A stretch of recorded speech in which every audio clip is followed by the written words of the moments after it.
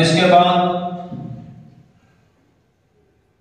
हुकूकुल इबाद इस उन्वान पर रोशनी डालने के लिए मैं हमारे मदरसे के बहुत ही शरीफुल नफ्स तालिब इल्म सैयद अबरार इब्ने सैयद इलियास साहब को दावत देता हूँ कि वाए अपनी तकरीर हुकूकुल इबाद इस उन्वान पर पेश करें। अस्सलामु अलैकुम रहमतुल्लाहि व बरकातुहू। नहमदुहु व नस्तईनुहु अला रसूलिल करीम। अम्मा बाद, आदमी नहीं सुनता आदमी की बातों को, आदमी नहीं सुनता आदमी की बातों को, बेहतर अमल बनकर गल की सलाह बन जा। सदर मोहतरम, उस्ताद मोहतरम और हकम साहिबान और मेरे अजीज साथियों, आज दुनिया में जुल्म का दौर हो रहा है।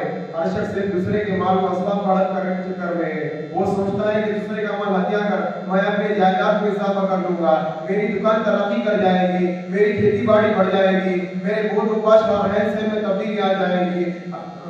हालांकि वो नहीं सोचता कि दूसरे का माल अपने माल में मिलाकर, दूसरे का खेत अपने खेत में शामिल कर वो अपने आप को जहन्नम के देखने वाले मुस्तहिक बना रहा है।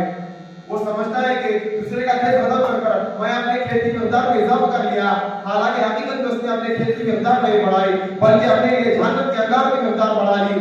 वो बावर कहीं में दूसरे के रुपये पैसे ना देकर उसने अपने आप को ज़ाहिरी नुकसान से बचा लिया, हालांकि इसी हरकत की वजह से अबदी दुनिया का नुकसान उसका मुकद्दर बन चुका है।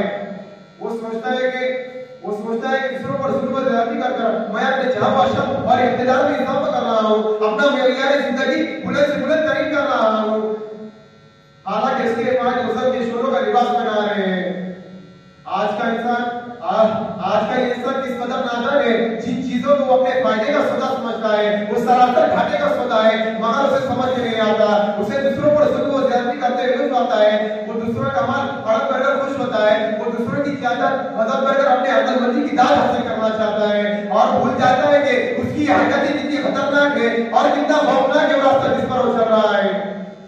आज का इंसान अदालतों का सहारा लेकर, मुकदमात कर झूठी सच्ची गवाहियां दिलवाकर, रिश्वत की थैलियां खोलकर दूसरों की जायदाद को अपनी बना लेता है, दूसरों के हकूक पर डाके डालता है और यह समझता है कि दुनियावी कानून की रूप से वो चीज मेरी हो गई तो खुदावी कानून में भी मेरी हो गई।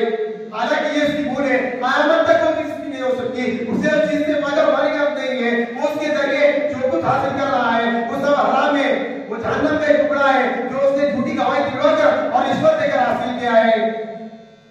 हजरत उम्मे सलमा रज़ियल्लाहु अन्हा की रिवायत है कि रसूलुल्लाह सल्लल्लाहु अलैहि वसल्लम इरशाद फरमाते हैं, मैं एक इंसान हूं, तुम लोग अपने झगड़े मेरे पास लेकर आते हो सकता है कि तुमने का कोई दूसरे के मुकाबले में अपनी बात को ज्यादा बड़ा समझकर पेश करने का माहिर हो, लिहाजा मैं उसे सच्चा समझकर उसी के हक में फैसला कर दूं। और सुन लो, जिसके लिए मैं उसके भाई के हक से फैसला कर दूं वो उसे हरगिज़ ना ले, क्योंकि वो जहन्नम का एक टुकड़ा है जो मैं उसे काट कर दे रहा हूं। एक दूसरे हदीस में जो किसी ऐसी चीज का दावा करे जो उसकी ना हो वो हम में से नहीं, ऐसे शख्स को अपना ठिकाना जहन्नम में ढूंढ लेना चाहिए। मोहतरम हज़रात, ये जुल्म और ज्यादती और दूसरों की जायदाद पर नाजायज कब्जा करना हुकूकुल इबाद में से हुकूकुल अल्लाह से ज्यादा खतरनाक है। अल्लाह ताला अपने अफ़ज़ाइल को माफ कर देगा, मगर बंदे ही माफ करे तो करे, अल्लाह माफ नहीं करेगा, बल्कि क़यामत के दिन बड़े खतरनाक तरीके से वसूल किया जाएगा। हज़रत अबू हुरैरा रज़ियल्लाहु अन्हु फरमाते हैं कि रसूलुल्लाह सल्लल्लाहु अलैहि वसल्लम ने इरशाद फरमाया, जिस शख्स ने अपने भाई की कोई चीज जुल्म दे दी हो या उससे तारुफ किया हो तो चाहिए कि वो गुनाह की माफी तलाश कर ले, खबीस के वो दिनाए जिस दिन दिरहम व दीनार ना होंगे, अगर अमल सालेह होगा तो उसे उसकी जुल्म में उतार लिया जाएगा, और अगर नेकियां ना होगी तो मजलूम के गुनाह जालिम पर लाद दिए जाएंगे। भाइयों, आज मौका है, हमको चाहिए कि इस मौके पर मत जाने और हमसे हुकूकुल इबाद में जो कोताहियां हुई हो हम उनकी यही माफी तलाशी कर ले। हमने से जिसने किसी दूसरे भाई की जायदाद वो मामूली की वजह से जुल्म ले ली हो वो उसे वापस कर दे, अगर वो भाई जिंदा ना हो तो उसके वारसा को दे दे, अगर बिल्कुल फारिग भी ना हो तो उसे सदका कर दे, लेकिन भाई यार अपने पास ना रखे और अल्लाह से दिल से अपनी इस गलती की माफी मांगे। अल्लाह गफूर रहीम है, उम्मीद है कि माफ कर देगा। लेकिन अगर आज हमने इस मौके को गनीमत ना जाना और माफी तलाशी ना की तो क़यामत के दिन हमारी ढेर सारी नमाजें, रोजे उससे हज ज़कात वगैरह काम ना आएगी। हम वहां पर नेकियों के अंबार लेकर जाए, मगर उनसे हमारी गुलखलासी ना होगी। हमारी इबादतें हुकूकुल इबाद के सामने बिल्कुल बेहैसियत हो जाएगी, हमें बेयार मददगार छोड़ा जाएगा। उस दिन हमसे ज्यादा बेशाइया और मफलीसी में कोई नजर नहीं आएगा। हजरत अबू हुरैरा रज़ियल्लाहु अन्हु से मानिए कि एक दिन रसूलुल्लाह सल्लल्लाहु अलैहि वसल्लम सहाबा-ए-किराम से इरशाद फरमाया, अतदरूना मिन मुफलिस, क्या तुम जानते हो कि मुफलिस कौन है? सहाबा-ए-किराम रज़ियल्लाहु अन्हुम ने अर्ज किया, फीना या रसूलुल्लाह वल्लाह दिरहम वाला मता, हम तो मुफलिस उसी को समझते हैं जिसके पास माल और मता ना हो। हुजूर ने फरमाया, मेरे उम्मत का मुफलिस वो होगा जो क़यामत के दिन बहुत सारी नमाजें, रोजे, ज़कात वगैरह लेकर आए, मगर हाल ये होगा कि किसी को गाली दी होगी, किसी पर इल्जाम लगाया होगा, किसी का माल खाया होगा, किसी का खून बहाया होगा, किसी को मारा पीटा होगा, लिहाजा उठा दिया जाएगा और हर शख्स अपना बदला ले जाएगा। यहाँ तक कि इसकी नेकियां सब खत्म हो जाएगी, मगर दावेदार बाकी रह जाएंगे। लिहाजा हम दावेदार अपना उस पर लाद दिए जाएंगे, फिर ध्यान में फेंक दिया जाएगा।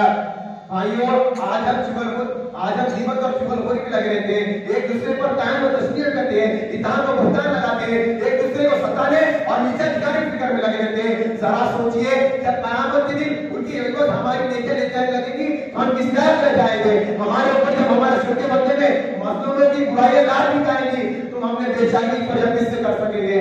खुदा भी हमारी कोई वजह नहीं सुनेगा, क्योंकि ये सब उसी के हक से हो रहा होगा। और खुदा भी हम वालों को अपना लेने से ना रोकेगा। इन्नल्लाह ला यमनउ ज़ल सच बात तो ये है कि अगर वहां भी मजलूमों को उनका नहीं मिलेगा तो कहां मिलेगा? अगर वहां भी इज्जत ना होगा तो कहां होगा? मैं यहाँ पर अपनी बात खत्म करता हूँ, मैं यहाँ पर अपनी इशारे के बात खत्म करता हूँ। वो गैरत है, वो सबर, वो ईमान है कहाँ? वो गैरत है, वो सबर, वो ईमान है कहाँ? उसके अमल के दिल में वो अरमान है कहाँ? एक गुल मचा हुआ है कि मुस्लिम है खस्ता हाल, एक गुल मचा हुआ है कि मुस्लिम है खस्ता हाल, पूछे जरा करे कि मुसलमान है कहाँ? मैं यहाँ पर अपनी बात खत्म करता हूँ। उमर अली ने घर, बाहर, शहर, जिहाद, अमीर